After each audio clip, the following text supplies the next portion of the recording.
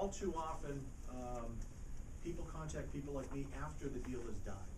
So most of my experience has not been, thank goodness, the first thing I was talking about, when things go south between perhaps you guys and your seller clients who decide, yeah, I don't wanna sell, or I don't wanna sell with you. I just found out my third cousin twice removed is a realtor, and I wanna use them instead.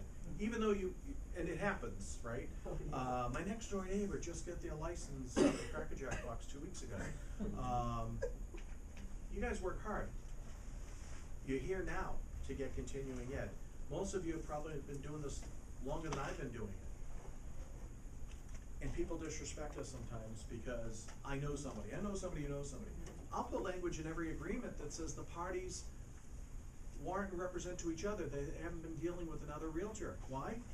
If you guys have been working with somebody, you should get paid.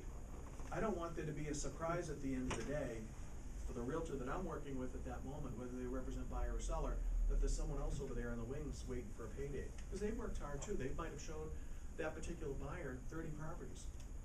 God forbid, they may have even shown that buyer that property that's being sold, and some time has gone by, and now the buyer came back and the seller's gonna sell to them.